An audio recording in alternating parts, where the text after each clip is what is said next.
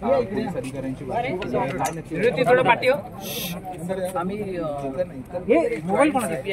Mobile मागे गेला ज्ञानेश्वर चव्हाण त्यांच्याशी आता मोबाईल या विषयावरती बोलू।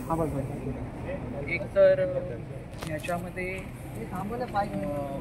जी दिरंगाई झालेली आहे म्हणजे शाळेच्या मॅनेजमेंटकडून आणि पोलिसांकडून देखील, त्याच्यामुळे प्रचंड संताप जनतेमध्ये आला, त्याचा उद्रेक झालेला आहे। तर ह्याच्या बाबतीत पोलिसांनी जे त्यातले जबाबदार अधिकारी आहेत त्यांना निलंबित केलं पाहिजे।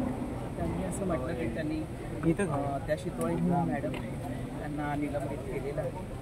आम्ही त्यांना असंही म्हटलेलं आहे की ही जी मॅनेजमेंट आहे त्यांनी CCTV कॅमेऱ्याच्या डिलीट मारलेला आहे, आणि दुसरं जेव्हा पालक गेलेले आहेत शाळेकडे तेव्हा त्याची दखल घ्यायला नकार दिला। तर मॅनेजमेंटची ही खूप असंवेदनशीलता आहे, बेजबाबदारपणा आहे, निष्काळजीपणा आहे। तर मॅनेजमेंटला देखील ह्या संपूर्ण केसमध्ये तुम्ही आरोपी म्हणून पार्टी बनवलं पाहिजे आणि हे फास्ट ट्रॅकमध्ये झालं पाहिजे। त्यांचं म्हणणं की फास्ट ट्रॅकच्या बाबतीतला निर्णय 2-3 दिवसामध्ये येईल। आणखी एक महत्त्वाची मागणी आम्ही चर्चा त्यांच्याबरोबर केली। एक तर त्यांचं जे काही FIR आहे त्या FIR मध्ये योग्य प्रकारे सगळं नोंदलं गेलेलं नाही असं देखील आम्ही त्या ठिकाणी नोंदवलेलं आहे।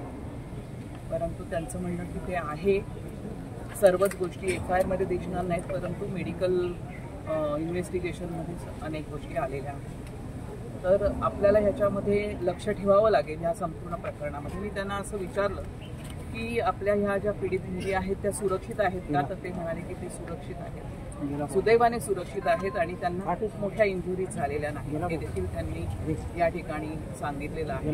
आणि त्यांच्यासाठी एक जे सायकोलॉजिकल काउन्सिलिंग लागतं त्याची देखील त्यांनी व्यवस्था केलेली आहे। आता सर्वात महत्त्वाचा विषय, त्या मुलींची केस लढवणार कोण आहे सरकारतर्फे। तर त्यांनी या ठिकाणी उज्ज्वल निकमचं नाव घेतलं, त्यावरती आम्ही त्यांना असं म्हटलं की उज्ज्वल निकमवरती आमचा विश्वास नाही, खैरलांचीमध्ये त्यांनी न्याय देऊ शकलेले नाहीत आणि त्यामुळे जर उज्ज्वल निकम राहणार असतील तर आम्ही विरोध करू आणि त्याच्यामध्ये आम्हाला दुसरा प्रॉसिक्युटर मिळाला पाहिजे, ही आमची मागणी आहे।